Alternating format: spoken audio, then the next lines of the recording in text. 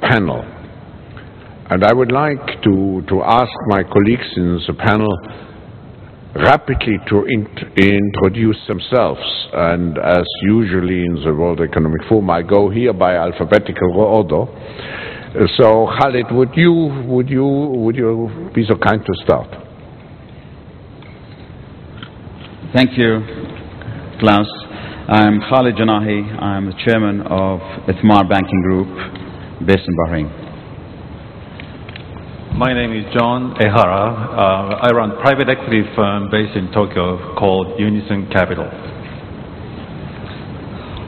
Thank you. My name is Huang from Sino-Steel Corporation. Sino-Steel Corporation is not a steel mill company. It's providing all kinds of services for steel industry, for steel mills. Sam DiPiazza, CEO, PricewaterhouseCoopers. We're in about 150 countries, 155,000 people, average age 28. Yuan Qingyang, chairman. My name is Yang Yuanqing. I'm the chairman of the Novo. I think you should know we acquired the IBM PC business 3 or 4 years ago. We have successfully integrated the business to become a global player. This year, for the first time, we entered into the Fortune 5 global company. Thank you. And you are the first privately held Chinese company entering the Fortune 500 Not list. the state-run company. Exactly, exactly. Now let's come back to social engagement. Engagement of the company in society. I wrote in January this year, I published an article in Foreign Affairs, and based on our own experience at the World Economic Forum, based on many discussions with my CEO friends, I tried to structure a little bit better what are the different types of social engagement of companies, of enterprises. How can we structure the different forms, how we take care of society? And in essence, I defined 5 different areas. The first one is global governance, corporate governance. Of course, corporate governance means that you comply with all the legal, ethical norms which today become more and more general practice. This is corporate governance, and it should be a given for every company. The second area is corporate philanthropy, which means you are not involved with your corporation, you just give money. And there are many fine examples of corporate philanthropy. The third area is what I would call corporate social responsibility. We all speak about corporate social responsibility, but I've defined it in a more narrow sense. Corporate social responsibility for me is that you take care of your stakeholders, not only of your shareholders. You don't pollute the environment. You make sure that your employees have reasonable, good working conditions. This is corporate social responsibility. It's also sometimes called the triple line accountability, which means you are accountable to society not only for your financial results, but also how you preserve the environment and what you do for your stakeholders. And then you have 2 categories which are not so well known. The first one is corporate social entrepreneurship. And I emphasize the word entrepreneurship. It means that you use your corporate resources to bring to the market products and services which particularly fulfill societal needs. We will come back probably later and describe examples. The fifth category is corporate citizenship, corporate global citizenship. You are, as a global company, you are a corporate citizen, a global citizen who has not only rights, so license to operate on a global scale, but who has also duties to look after the big challenges which we have on our global agenda. Don't forget, and I think it was very much evidenced by the events over the last weeks, we have not yet global, and we probably never will have, something like a global government. That's excluded. But we have a global space which has to be administered. And we have global common challenges. Climate change, water shortage, I could go on and on. The Forum has defined 26 global challenges in its latest risk report. Each of those challenges cannot be solved by governments alone, cannot be solved by business alone. It cannot be solved by NGOs, by civil society alone. What we need is cooperation, and companies have to engage in public-private partnerships together with governments, together with civil society in addressing those tremendous global issues. Let me stop here and let me ask our panel, why do they feel, as prominent corporate leaders, that corporate engagement into society is so fundamental and is part of our responsibility? Sam, would you like to start? Well, I'd be happy to, Klaus. I think it's, as you describe the concept of citizenship, corporate citizenship around the world, we think of this as really core to our strategy. We think of it as part of our core responsibility in what we do every day. As a professional services firm, an accounting and auditing firm, our services they underline the capital markets integrity and transparency. But being engaged as a citizen of the world, helping create societies that can succeed versus failing, is core to our strategy. And as I've said earlier, with an average age of our people of 28, 29 years old, they expect us to be good citizens. Good times and bad times, Klaus. It's a lot tougher in times that are challenging like we see today, but that's when the true test comes, and frankly, that's when you find whether your culture is real, whether you actually believe that your responsibility to create better communities is part of your mission, in addition to producing good returns for your owners.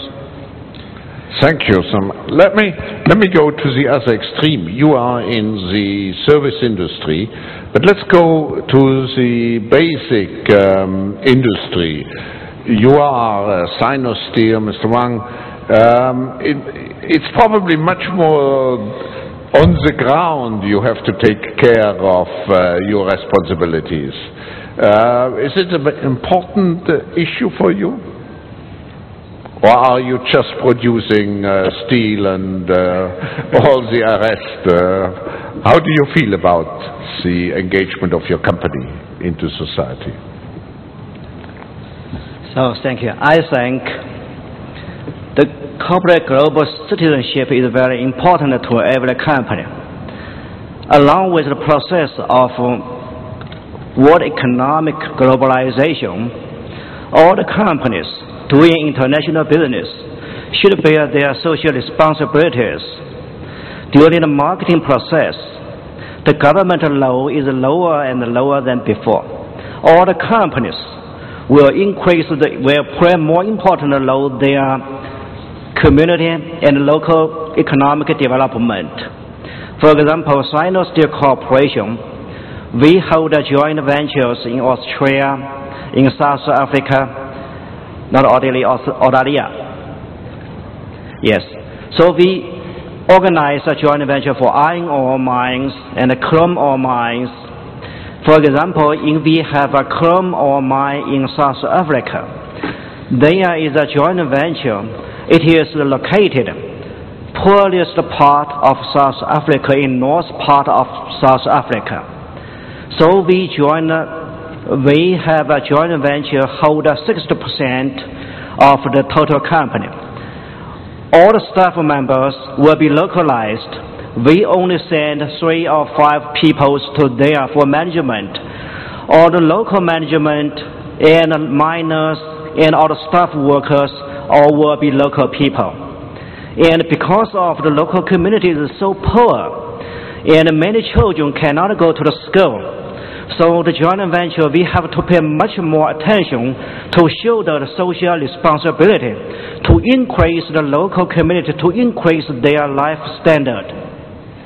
So we training their people, send advanced teachers from other advanced areas to that poorest area, and make able to more children can go to the school. So during the past, only 14% of the local community children can go to the school. After our joint venture, after our joint venture hold and along with the development of the company, right now almost 65% of children of local community can go to the school. And also we provide all kind of facilities to the school and build new schools for the local community. So I think in the international business, companies will play a more important role in the social responsibility, not only in the international business, also as well as in China. I think it is very important.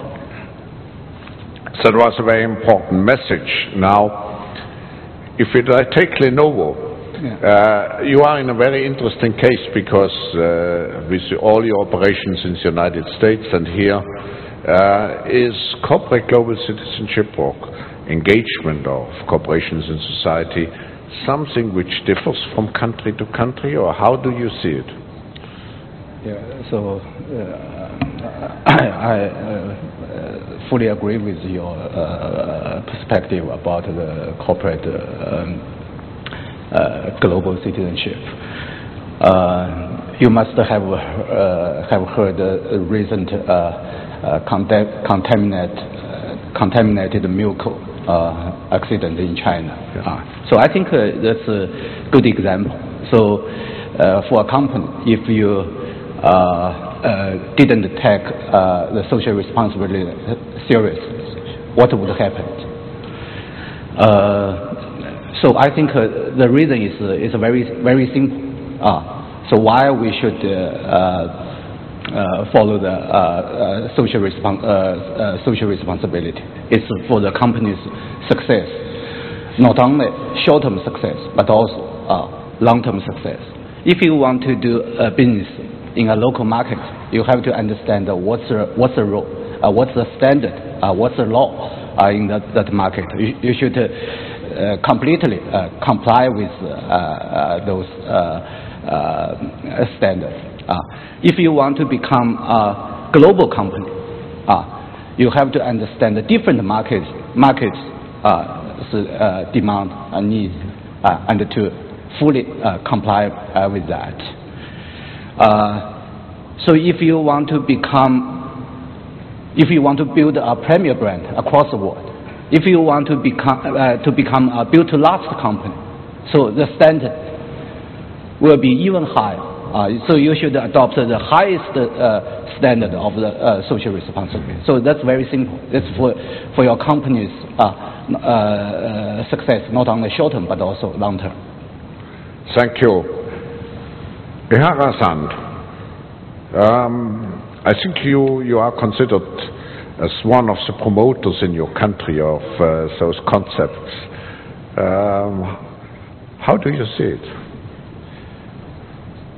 I run a private equity business, and a lot of people ask me, You focus on just numbers, numbers, and numbers. And you focus on profits, profits, and profits. To a good extent, those observations are correct. But when we get into our investment in a medium-sized company, that's what we normally do. We become a principal shareholder and try to establish the notion with the management team that global citizenship or social corporate responsibility could be a very significant agenda for us. They may be intangible, but people can see through things and judge the company and the management on that basis. Just to use a very simple mathematics,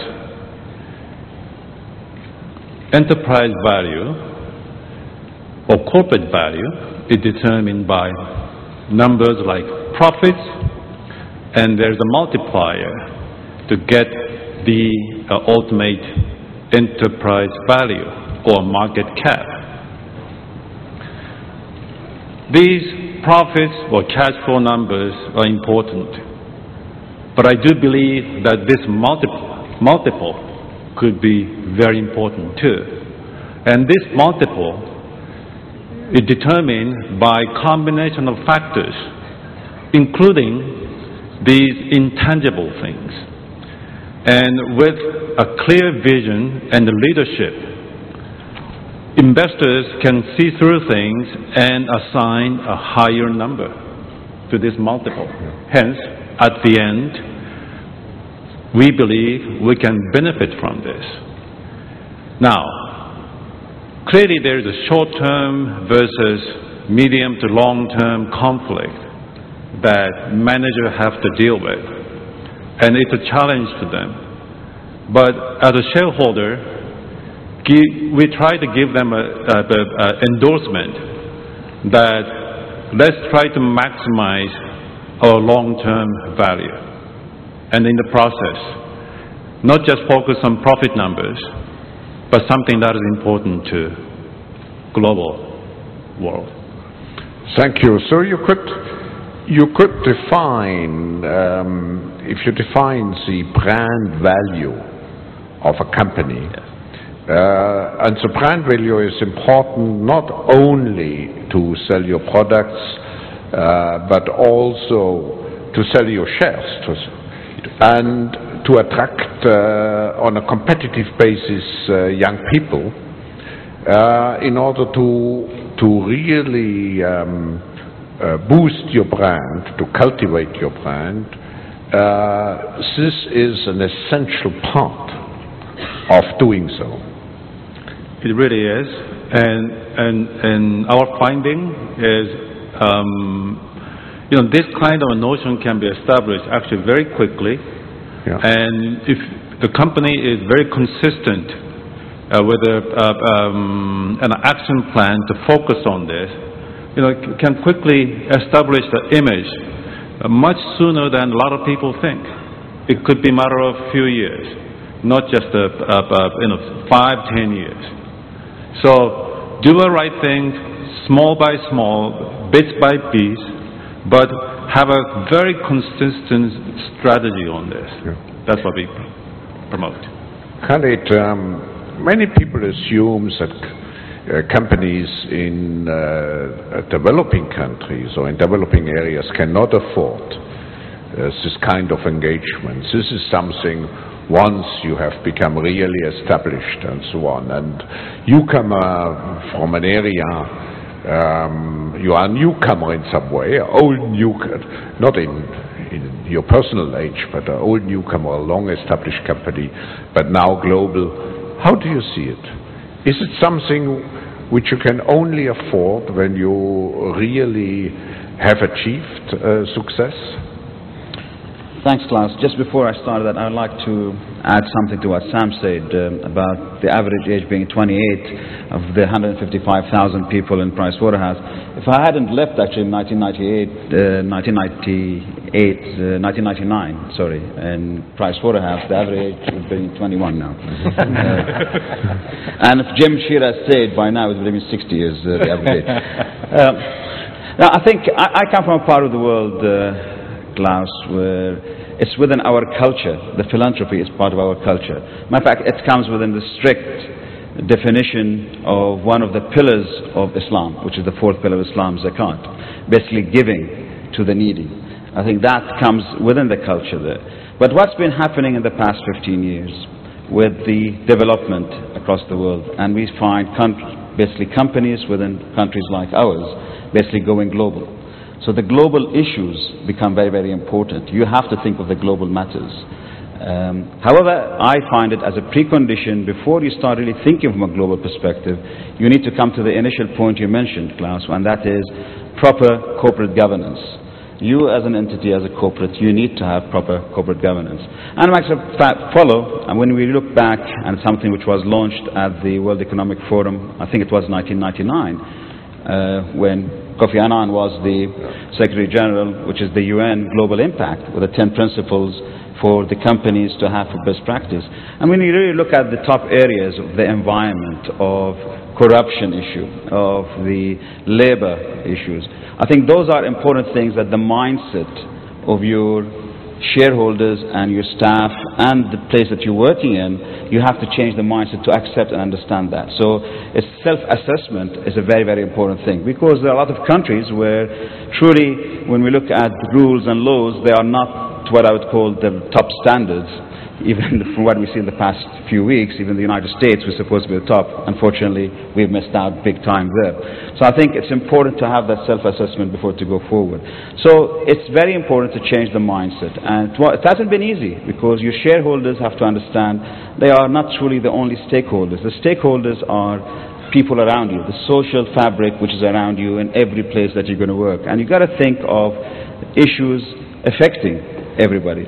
So come back to your point, Klaus, would it be from a small entities? I think you've got to look at what is impacting everybody else. I mean, we work in countries where education is an important factor, and we've got to think of education. And I'm proud to say, again, it was with the World Economic Forum, the education initiative, that the Arab Business Council, which is part of the World Economic Forum, actually was a partner in the two countries, whereas Egypt and Jordan, which has been a great success in reforming education, because that's an important factor across the world from when we look at it. So I think when you go out, when you go cross-border, what goes elsewhere, it's very, very important. Even if you can add a little bit, I think what was just mentioned, you do it bit by bit, because you don't forget your profitability. I mean, you don't want to sacrifice one for the other. So you got to basically bring the two together. Matter of fact, it makes you much more profitable when you do these things. These are very important things from the social fabric element.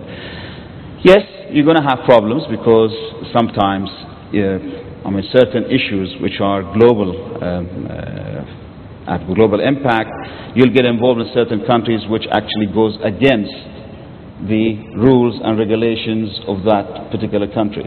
So I think that is not an easy thing to basically work with.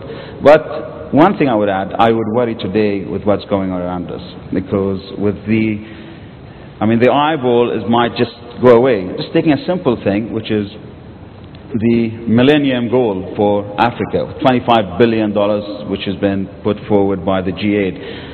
Is it going to go through or not with all the crises we're going to have? So I think we as individuals, we as entities, as institutions, we should not forget, just because the numbers are going to come down, we should not forget that we have that responsibility to act and help on the other side. So I think that element in terms of, if you want to go forward, if you want to become global, if you want to work in countries apart from the simple place you're going to work with, you got to basically back of your mind all the time, and it's got to be sustainable. You got to do it on an ongoing basis, because you don't want just to talk and declare and not deliver. I always say it's like when you put your budget together. You put a budget, as companies put budget, and they always try to outperform. the budget. So you need to basically have your declarations, and it's always nice to be ahead of that, but be realistic in your declarations. But it's a must. It's going to be tough times. From what I see, it's not going to be easy. I think Sam would agree with me that because there's a lot of now burden on the likes of Sam and the lawyers, because they are the advisors, to basically add to what's going on around us with this issue of the economic deterioration that we're having. I don't want to call it disaster, but deterioration that we're having around us. So I'm sure Sam in November, with his 200 or 300 top guys, they will agree to cut their charge-out rates by 75% for the next 2 years or 3 years. And that is in itself global corporate citizenship. So I think bottom line is we all have responsibility, regardless whether small or big. Sam, do you want to respond to that? Well, if we're going to start negotiating fees here, it'll get interesting.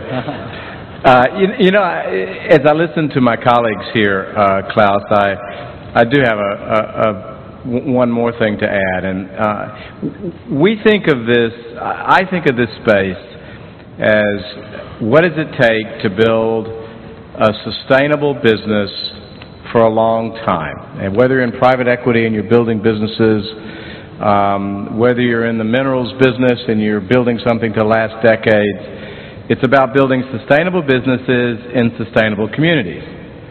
And all of the things you describe in your list of 5 are part of that element.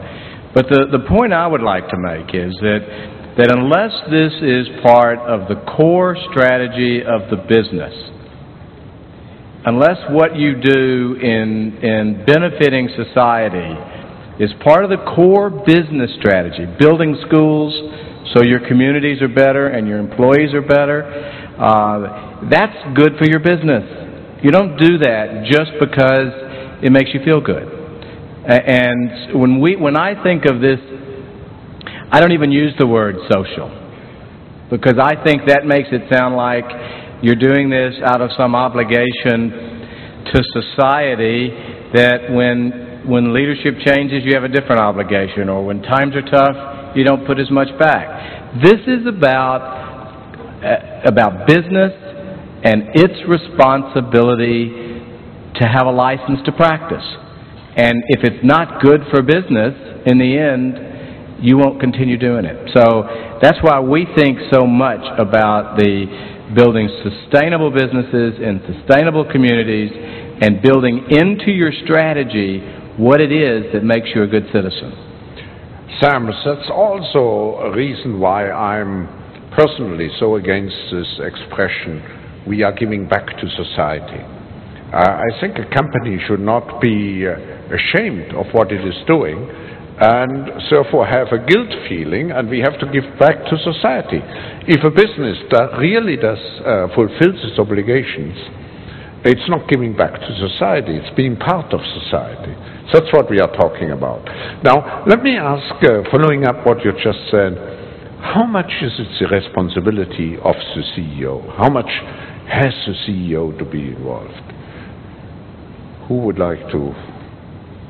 What's your question? Yeah, how much is it a matter which is of the direct responsibility of the CEO, chairman and CEO? The corporate responsibility. Any response? Well, since no one is taking that one, I think CEO actually has a pivotal role in this, because if people always look towards their leader, and if the leader, I mean, just to come back to Sam's point, I mean, when you look at sustainable companies, sustainable societies, let me use that from that perspective, then the leader is always the one who's going to look at. So the CEO definitely plays the pivotal role of making sure this goes forward. But if the rest of the team is not with the CEO, then there is a major issue here. Then that's a problem, because how to prove the point that Sam is making, because not everybody, that's what I'm saying, changing the mindset is the most difficult part of it all. And how the CEO actually plays the pivotal role of changing the mindset of everybody around him takes a big thing there. And sorry, I mean, I don't want to use the word social, but from a CEO's perspective, if he cannot change the mindset of the people around him to accept that this is going to add to the bottom line, this is going to be add to sustainability, then I think that CEO with all due respect, I think he gets out before McCain asks that he gets out. So that's the way I look at it. So CEO has the pivotal role. Now, we are here in China, and I would like to ask our two Chinese colleagues to describe to us a very practical example how they are involved in this notion of corporate social responsibility, and what they, and I think I would immediately add a question to it. What would be your recommendation based on your own experience to the rest of the audience? I think for Chinese companies, for those companies which originated from emerging market, are even more important to take this social responsibility when they want to become a global player. Because in different country there is a different standard of not only social responsibility but also different standards for product, for the sales, etc. So Lenovo, as a new Fortune 5 company, we understand the importance of the social responsibility. So in each aspect you just described, we have already had the practice. For example, for the corporate governance.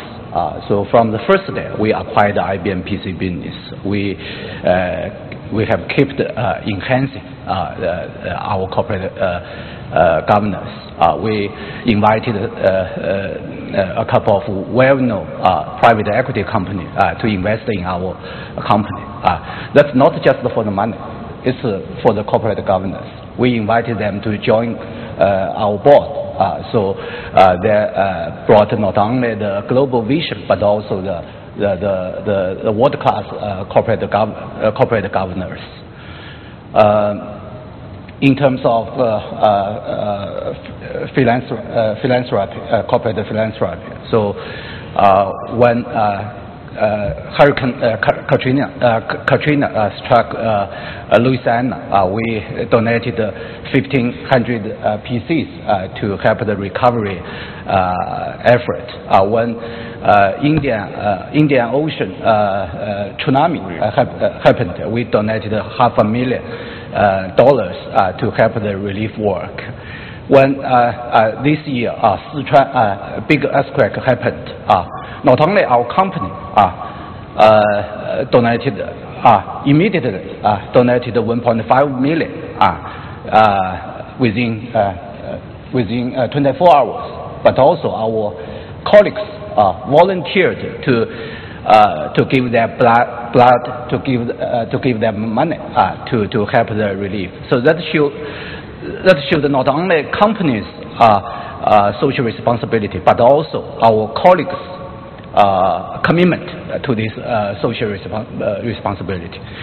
In terms of the social responsibility, so as a product manufacturing company, we understand we have the responsibility to protect the earth, protect the environment. So we are committed to design and to produce the greenest PC in the world. So actually, right now most of our PC are made with more than 85% recyclable material. Our latest generation PC could save more than 25% energy than previous generation. Our flagship model X300 actually have earned a lot of awards like EPIT Gold, like etc. So in each aspect, we have already had a lot of efforts to translate this social responsibility. Thank you. And Sinosteel. Yeah. In this regard, I think I would like to make 3 points, 3 comments. One point is CFO in the social responsibility in the company is very important, especially for Chinese company, because all the decisions will be made at last by the CEO. If without CEO's participation, and all kind of decision cannot be made in the company. So the social responsibility and also for the development of the company, CEO will play a key role in all the process. This is number one. Number two, I think, I quite agree with Mr. Gentleman said, all kind of social responsibility for the company provide for the local community and also for the local development. It is for the win-win situation, win-win results. Because for the purpose of the company's development, for the long development, so the company will provide all kind of facilities and providing all kind of training course for the local community, increase their livelihood, and also cooperate with local communities. That's right. All the companies with government, with partners, with shareholders, with customers, and with staffs, the relationship very well harmonized. So it is very important for the development of the company. So not only for the providing for the social responsibility and all the purpose for the long-term development of the company. That's the number two. Number three, in the marketing process, especially recently in Chinese company, the company will play a more important role in the economic development and also especially for the environmental protection and all kind of measures for microcontrol systems. So need the company to executive to play an important role, because the government will record on the policy and after all need the company to execute. Otherwise, all the macro policies and all the measures cannot be executed. So the company will play a more important role in the social development. In this case, so the company and the CEO and the China company or the international business company should play a more important role in the marketing process. Thank you. Ihara-san, like in business, there are always many opportunities, and there are particularly many opportunities and demand on the social side. How does a company decide what it should take up? Well, do you have any advice?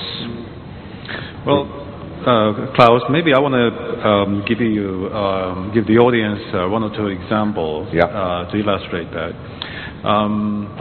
Japan has been well known for clean technology, green technology, and so forth. And I was involved in a number of investments and which had very substantial operations in developing countries, namely in Asia. And I had a chance to talk to their management team. And clearly they are producing a product far superior and far higher than the standard required by local law. And I asked them a question: why are you doing this? Are you really getting some margin out of this? And their reply is maybe not necessarily in a short run. But then again, they believe that this is the right things to do.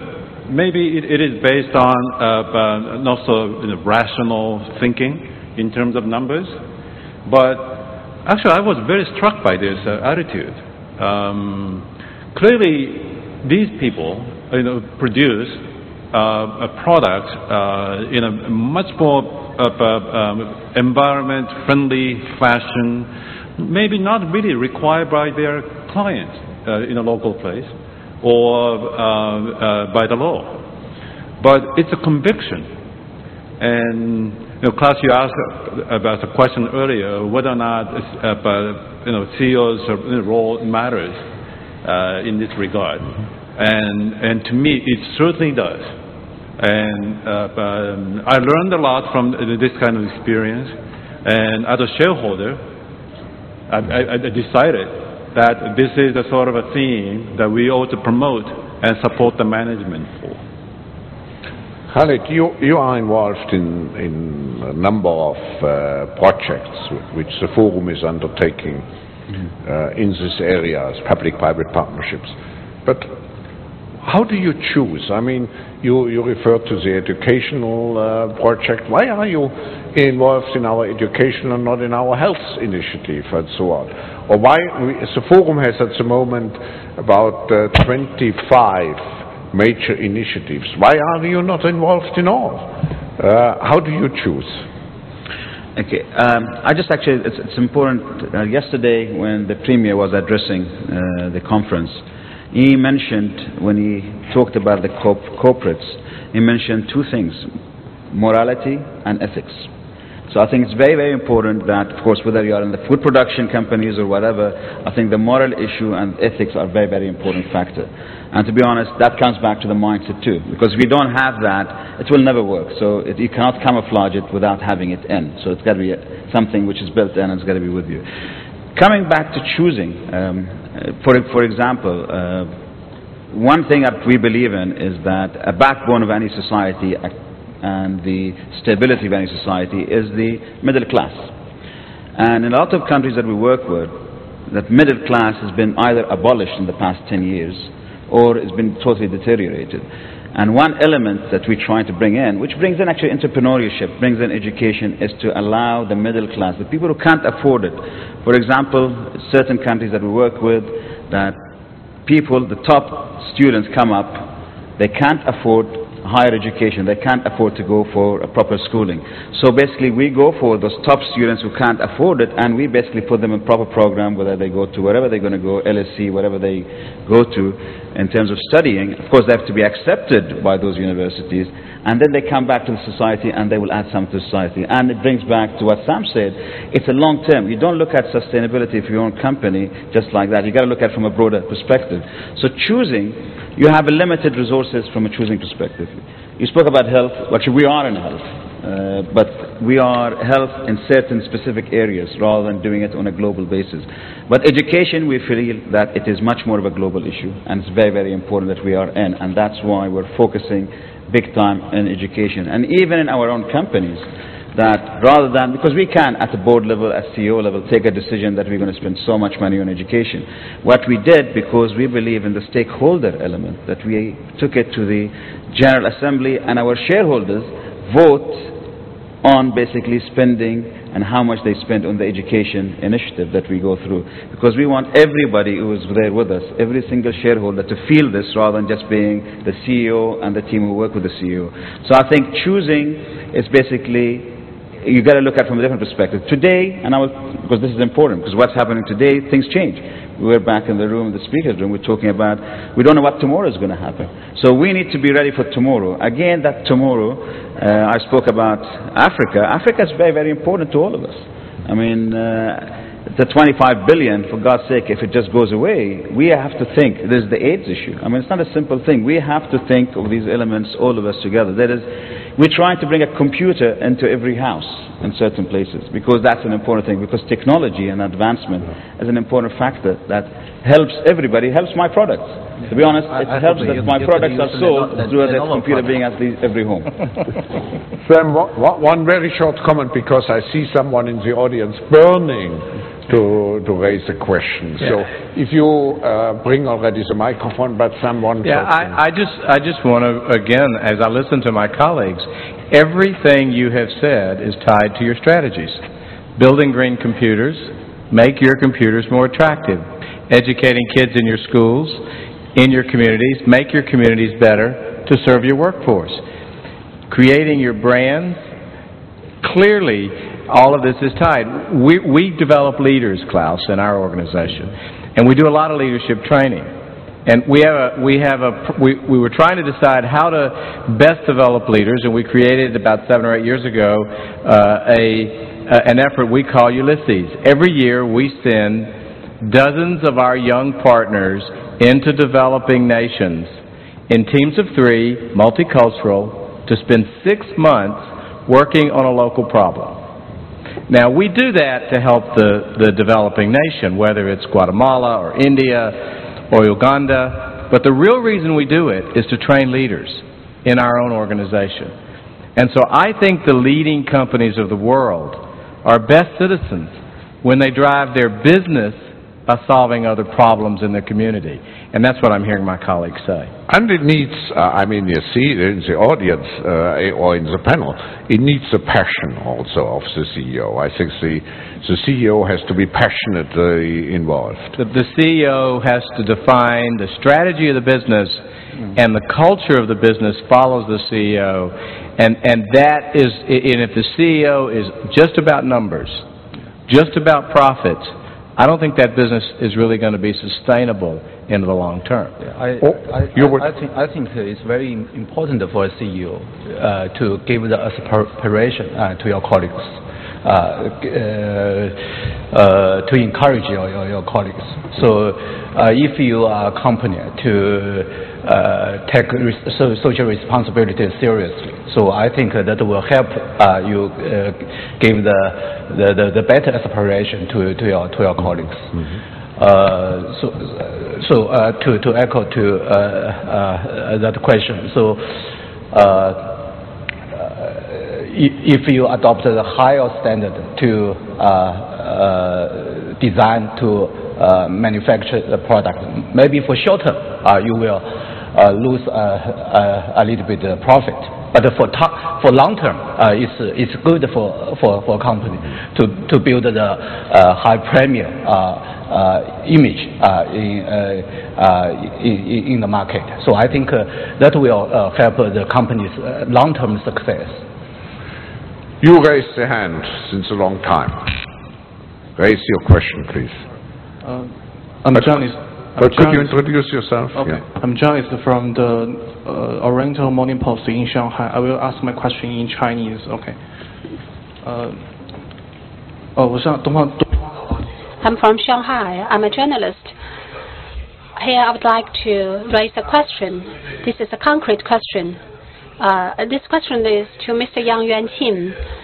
Lenovo is one of the biggest PC computer suppliers in the world, so you must pay more attention to environment. We know that there is an issue when people sit for a long time in front of a computer, then their eyes, their eyesight, and their physical conditions will be negatively affected.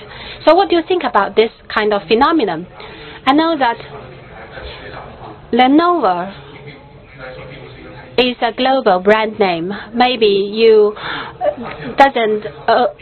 don't care only about the Chinese market.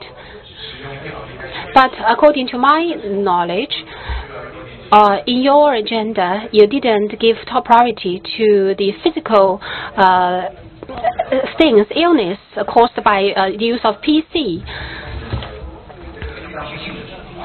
Unfortunately,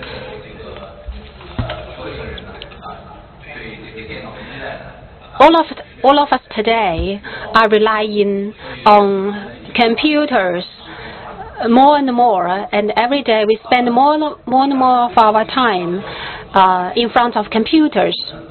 So from the perspective of the manufacturer of a computer, we will try our best to reduce the sickness and illness or the radiance or negative impact on people's health caused by computers, so that when you use computers for a long time, you will not feel uncomfortable.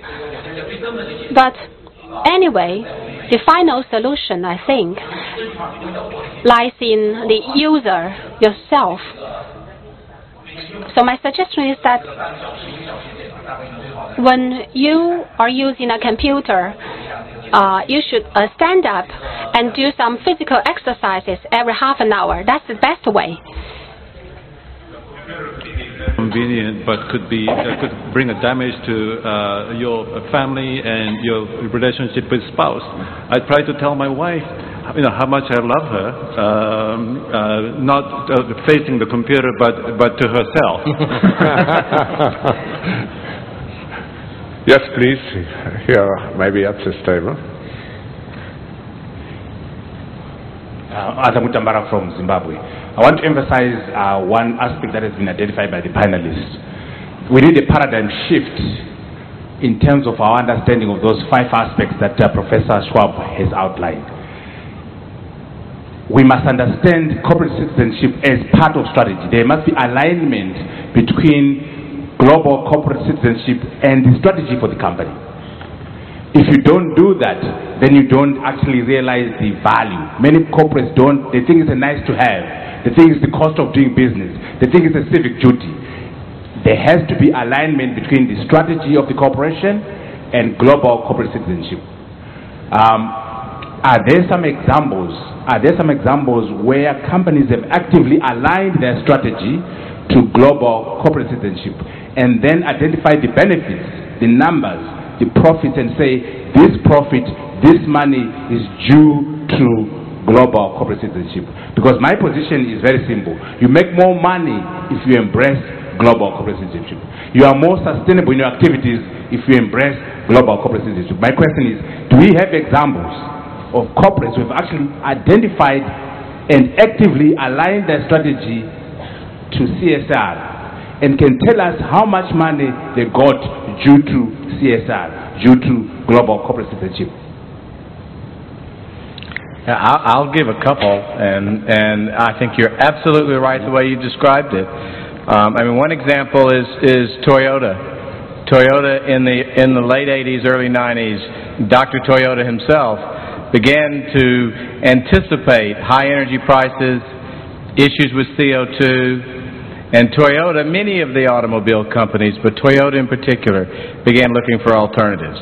But Toyota stayed with the concept, moved from electrical cars to hybrids when no one was interested in hybrids because oil was $10 a barrel. And they built the technology and were able to grab market share early at the beginning of this decade when it became a problem.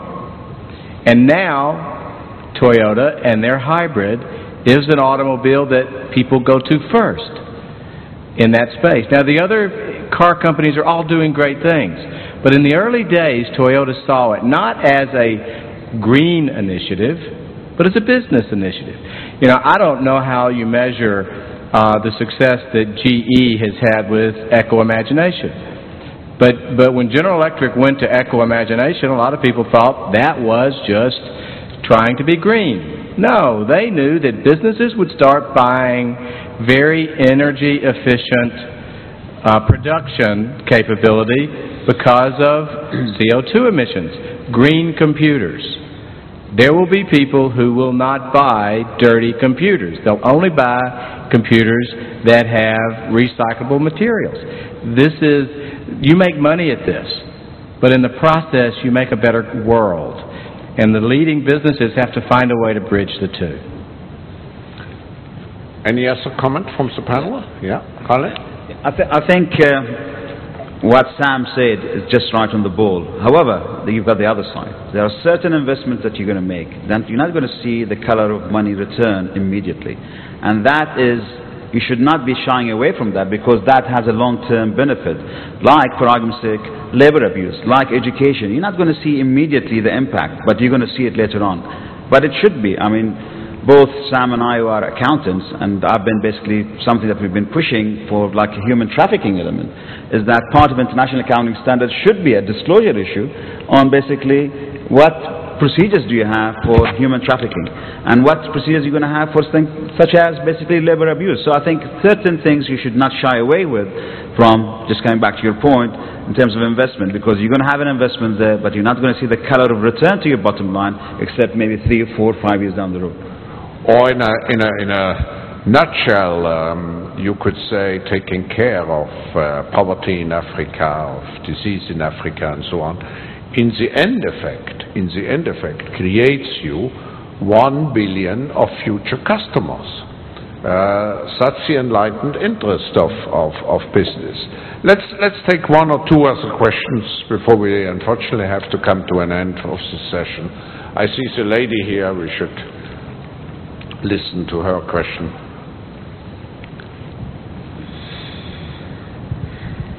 Hi, my name is Kashmala Tariq. I am member of the Parliament from Pakistan and I am the chairperson of Commonwealth Women Parliamentarians. More of a comment and an observation and then a question to the whole panel.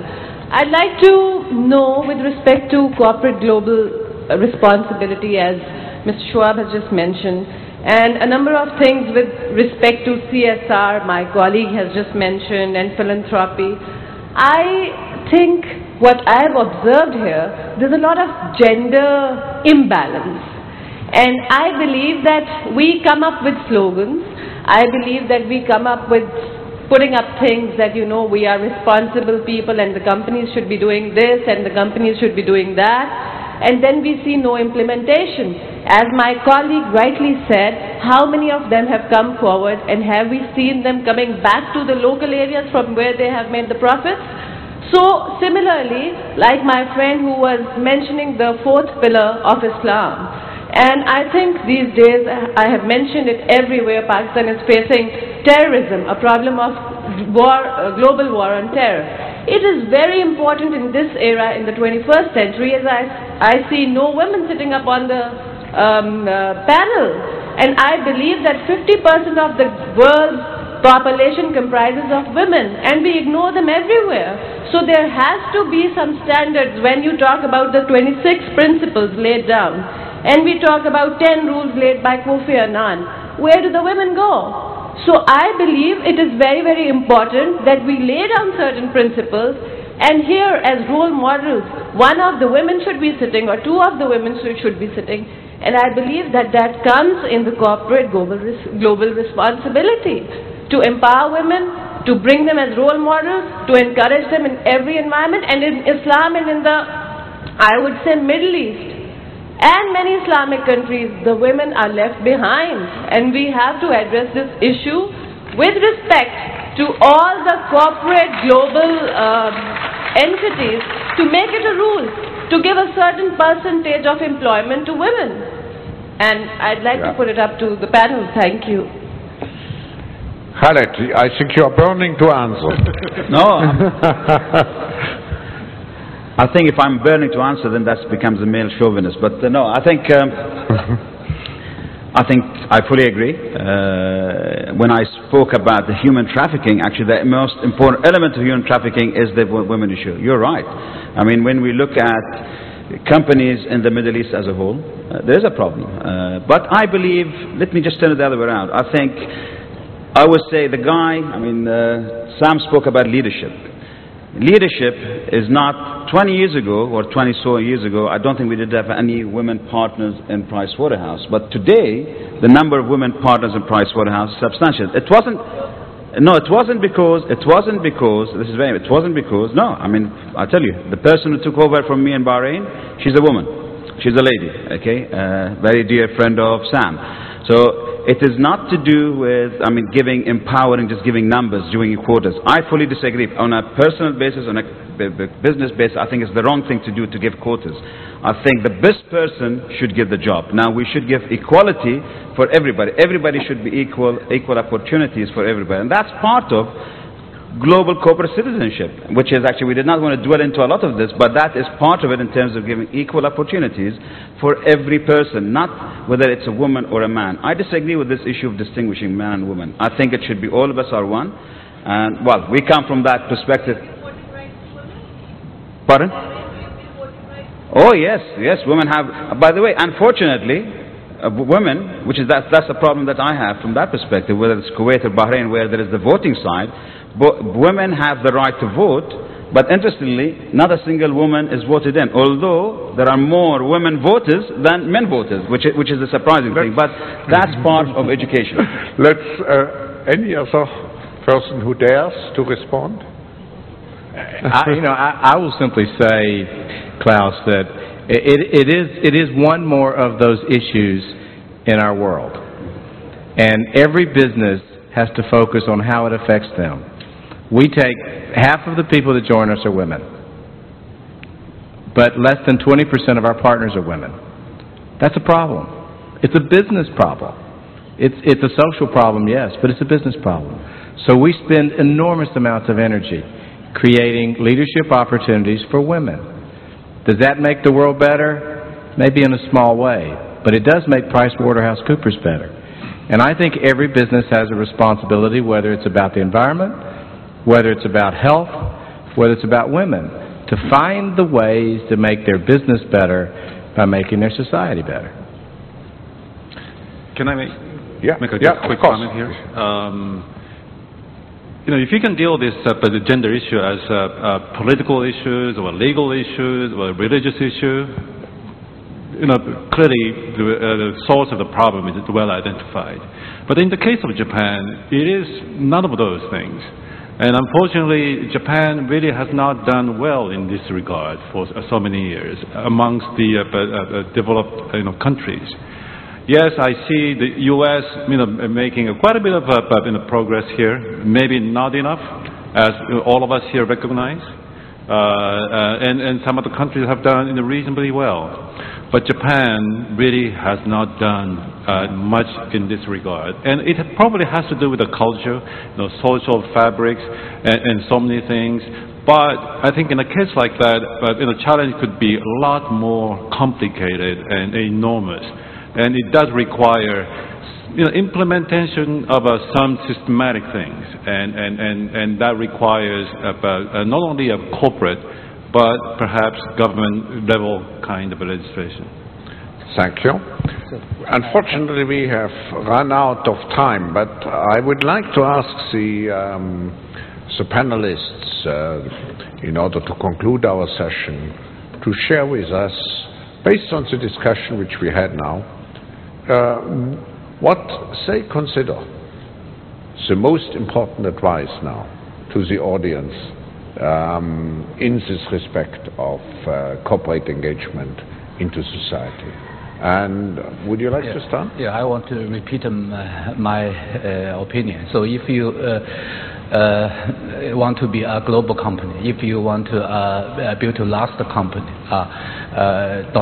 not only you should consider how to contribute to your shareholders, but also how to contribute to the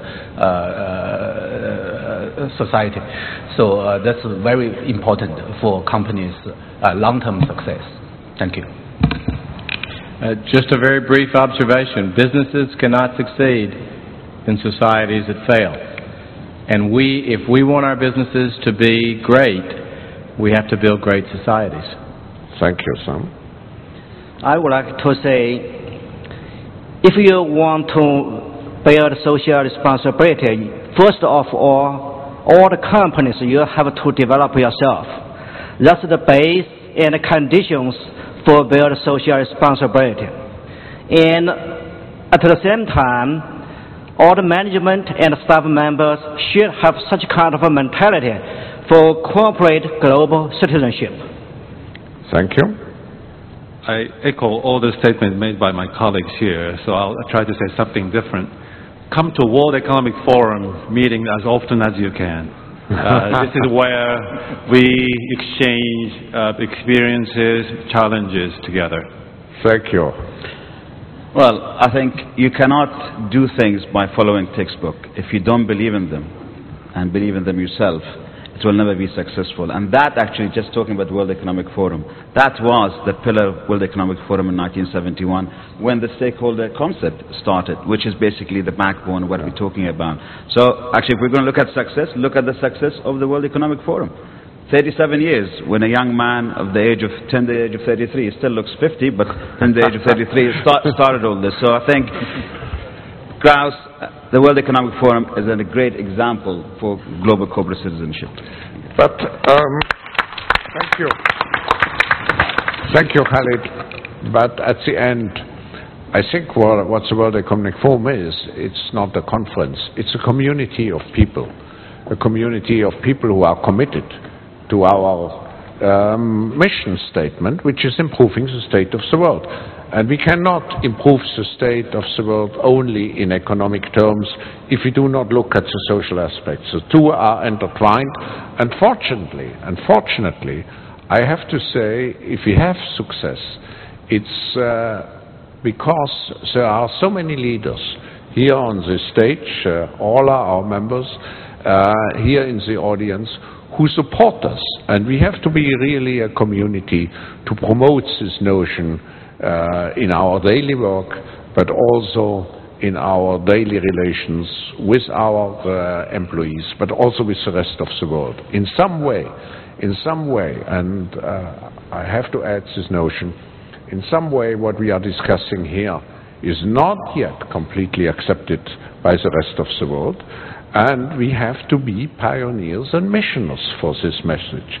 And if we do not carry out this message into the world, I think we will not build a sustainable world.